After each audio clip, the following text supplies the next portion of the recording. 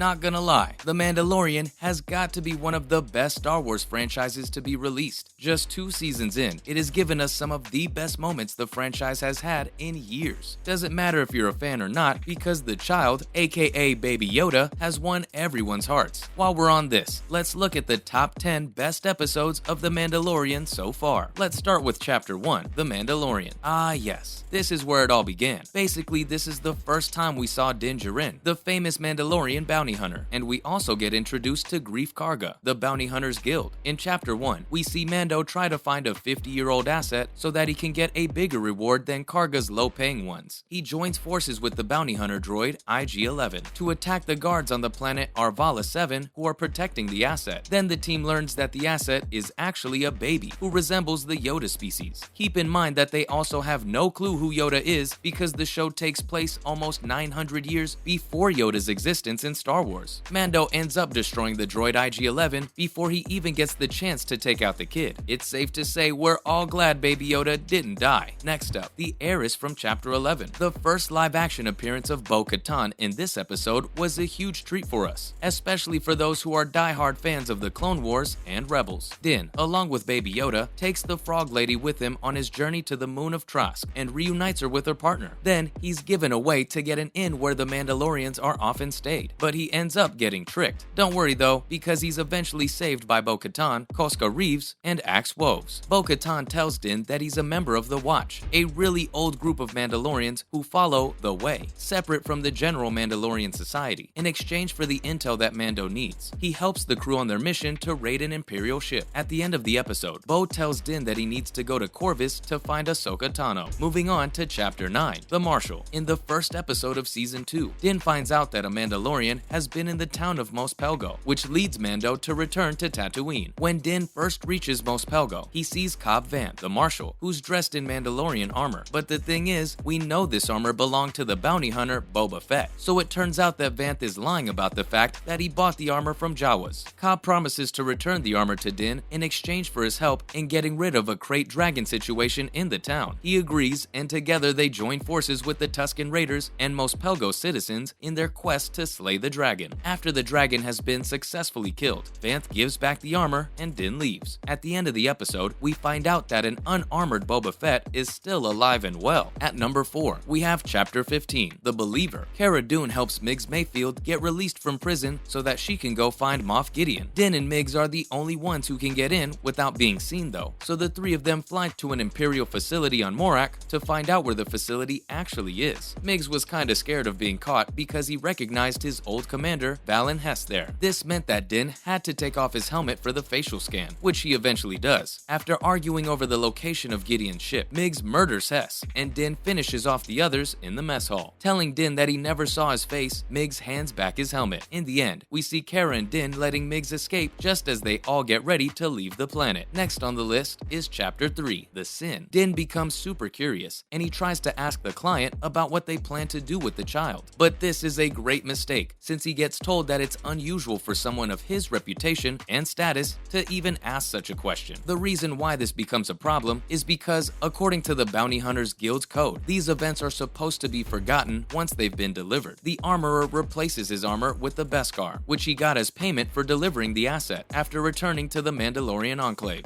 Mando has a change of heart after getting a new contract from Greef and breaks the guild code by saving the child. We see Greef and other guild bounty hunters try to stop Mando as he returns to his ship with the child, but then Mando outsmarts them with the help of the other Mandalorians and eventually escapes the planet. Moving on to Chapter 7, The Reckoning. Greef sends Mando a message asking for his help because the client's Imperial troops have taken over his town. He gives Mando the chance to destroy the threat in exchange for the child and his release from capture. Mando enlists Cara Dune, Kuil, and a repaired IG-11 to help him because he's sure that it's a trap. Later we see that the group gets attacked on Nevarro, and Greef Karga ends up getting injured. Greef changes his mind and murders his companions, who are about to betray Mando after the child cures his wound. Just as Moff Gideon and the crew close in on the group, the episode ends on an insane cliffhanger. At number 7, we have Chapter 8, Redemption. After saving the child from 2 scout troopers, IG-11 goes back to rescue the others. Mando knows Gideon as a former member of the secret police of the Empire, who was present when the Empire took over control of Mandalore. After making their getaway through the sewers, the gang discovers the Mandalorian enclave below. The enclave, though, is pretty much deserted except for the armorer, who's still there. He gives Mando a jetpack and tells him to take the child to the Jedi. IG-11 offers himself as a sacrifice while they're escaping so that everyone can get out alive. Even though Mando challenges Moff Gideon to a fight in his TIE fighter, he's able to stop the ship with his jetpack and get away from Nevarro. Just as the episode's about to end, Gideon uses the legendary darksaber to free himself from the TIE fighter. Next up, we have Chapter 14, The Tragedy. When Mando and Grogu reach Titan, Grogu starts to meditate on the ruins of an old Jedi temple. Slave 1 suddenly lands, and Din and Boba Fett end up in a fight. While this fight is happening, Fennec Shand asks for his armor back. In exchange for Grogu's safe return, Din agrees to give up the armor. The trio starts to battle the forces, and this is exactly when the two Imperial troop carriers show up at the same moment. During the fight, Boba eventually finds his armor and destroys the troopers pretty easily. Over the planet, Moff Gideon's cruiser destroys Mando's ship, the Razor Crest, and Grogu is found with the help of Dark Troopers. To honor their agreement, Boba and Fennec promise Din that they'll help him save the child. Moving on to number 9 on the list, Chapter 13, The Jedi. After Bo-Katan gets some bits of information, Din decides to visit the planet Corvus. When he gets there, though, the Imperial magistrate Morgan Elsbeth gives him a Beskar spear in exchange for killing Jedi Ahsoka. Mando meets Ahsoka in the forest and tells him that Bo-Katan sent him. Ahsoka then talks to the child through the Force and finds out that his name is Grogu and that he was at the Jedi Temple when Order 66 was given. After that, we see Din striking a deal with Ahsoka in which she agrees to face the magistrate in return for training Grogu. But Ahsoka tells Din that she can't train Grogu because of his bond with Mando. Instead, she advises him to go to the ruins of a Jedi temple on Titan, where Grogu can use the Force to connect with another Jedi. And last on the list is Chapter 16, The Rescue. So we know Bo-Katan and Koska Reeves were recruited by Din and Boba to help rescue Grogu. What happens is that they invade Moff Gideon's ship and defeat all of the stormtroopers, with Din first facing a Dark Trooper and then the Moff. After the Moff is defeated and the Darksaber is found, Din takes him to the bridge as an army of Dark Troopers comes towards them. A lone X-Wing shows up to help in an impossible scenario, and a Jedi starts eliminating all the Dark Troopers. The cool part about this is that this Jedi turns out to be our very own Luke Skywalker. Luke picks up the child after a very emotional goodbye, and you won't believe this, but this is when Din actually shows his face to Grogu. At the end of all of this, there's an after-credits scene where Boba Fett and Fennec go back to Tatooine so that they can take over Jabba's castle. That's a wrap for this video. Which one's your favorite Mandalorian episode from this list? Let us know in the comments below. Make sure to give this video a thumbs up and subscribe to the channel for more videos like this. Thanks for watching, and we'll see ya in the next one.